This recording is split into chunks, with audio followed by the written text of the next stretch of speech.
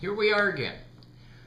This time I want to talk to you about the move by the Federal Drug Administration, the FDA, to take away your freedom of choice of such things as vitamin C. There's a move today that would reduce the strength of the vitamin C that you could buy without a prescription to 60 milligrams. Now that's what's being proposed in Europe. That's where we're headed. Senator Dirksen is at the heart of this. He believes that supplements are not necessary. Let me tell you, I take somewhere in the neighborhood of 5 grams a day of vitamin C. I'm 78 years old.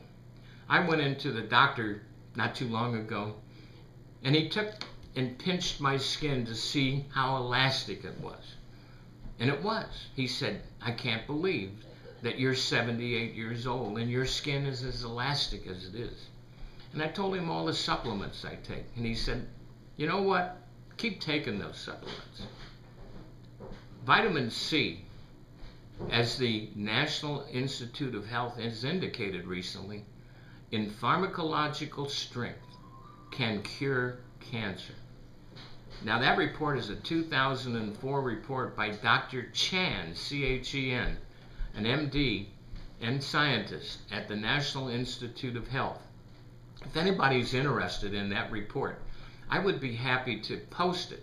It's a one-page report, very small, but he also indicates in paragraph 4 of that report that it has promise for infections. If we read Dr. Thomas Levy's book on curing the incurable with vitamin C, you will know that there are a whole host of diseases and toxins that can either be eliminated or reversed by taking vitamin C in an intravenous format. Thank God we don't need intravenous format. If we look at the lipospheric vitamin C that has been developed by Live On Labs in Henderson, Nevada, I think that we ought to explore that as one of the means of lowering overall medical costs in this country. Now, vitamin C seems like a very simple thing to cure so many diseases. But if we're looking at MRSA, and if we're looking at encephalitis, if we're looking at polio, if we're looking at a whole host of diseases that threaten the lives of so many people, vitamin C is a very cheap antidote or cheap treatment that can be used. My doctor joked at me and he said, I'm going to try your vitamin C in intravenous format. And he bought 50,000 milligram bottles. And he had his wife hook him up. He had bronchitis.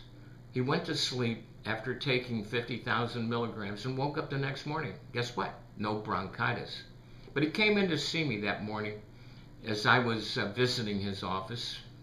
And he said, damn you, George, your vitamin C, look what it did. And he had the biggest hematoma. And I said, are you going to use it again, Chuck? And he said, sure. He said, next time I'll put lidocaine in and it won't burn as much. And he said, I'll hold pressure on where the injection of needle went in so I won't bleed as much. Vitamin C actually thins your blood and is a treatment for blood clots. That's another thing that Dr. Thomas Levy, MD, former associate professor of internal medicine and cardiology at Tulane Medical School, has found out as he has explored the many treatments and values of vitamin C in an intravenous format. That's enough of my current projection and things that you ought to be looking at. Investigate for yourself. Don't accept my word for it. I recommend that you go to liveonlabs.com and check out lipospheric vitamin C, or go to drtomlevy.com and check out his videos. Thank you for your time and effort. Bye.